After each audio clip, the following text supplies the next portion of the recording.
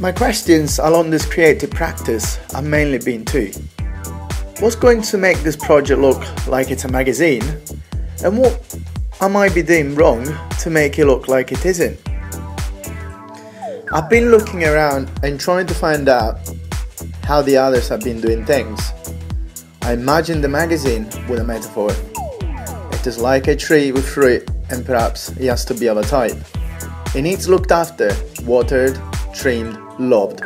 When eventually it will harvest, the fruits and the results of love, care and commitment will be picked. Mine is more like a botanical garden, where there are a variety of flowers, trees and fruits, maybe from all around the world. But what the magazine and plants got in common is that they are both born from the seed, which is comparable to the idea. Then they grow and expand, but only through care and attention. I put my feelings into this practice and trying to make it be my avatar, a reflection of who I am. The time has been flying by. Sometimes it was a friend, other times it has been my worst enemy. The thought of engaging with the topic of publishing has been at least worrying. I had to get samples. Sometimes what you think is right in a creative practice is not right for enough people out there.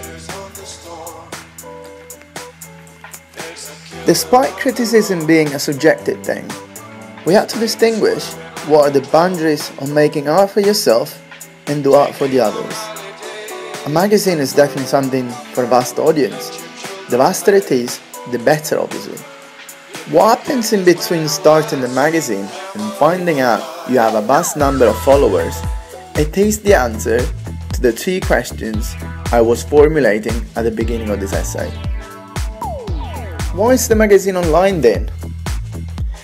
As I was expecting publishing online had a minor cost to starting such a project in the printed format.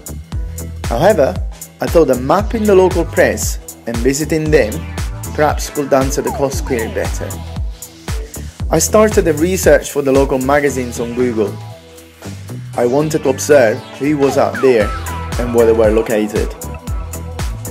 I've also decided to walk and get buses to the farther ones in order to get a stronger geographical feeling of things. This allowed me to think about questions to ask and assess the information collected during my journey from one magazine to another. The objective of this particular research was to acknowledge who was doing what, how and perhaps why. Therefore, I applied the findings to set a strategy in my creative practice to make what I believe to be the magazine that was locally missing in the market. I visited all the magazines in Aberdeen and surroundings with the exception of a pair of them. I found out that the majority of them were oil and gas subject based. Some of them had an online presence as well. But they all had something in common.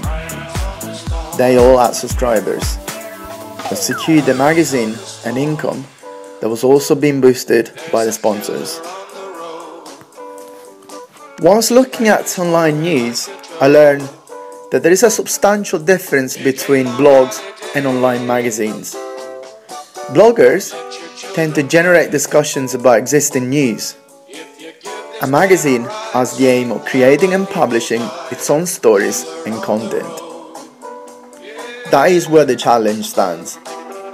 As a one-man project, I had to understand where to stream my focus and my research in order to make all these tasks, like website maintaining, content hunting and publishing.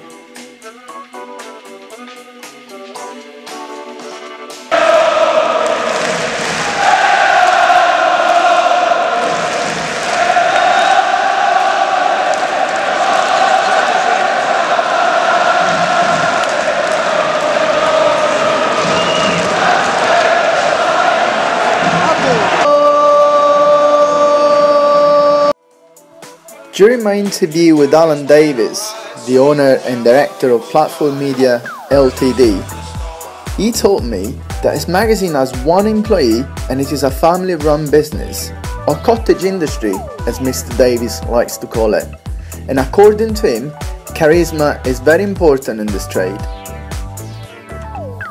My impression was that Alan Davis started everything from scratch by himself, and there was something in common between us: the passion he had for his now grown-up creative practice.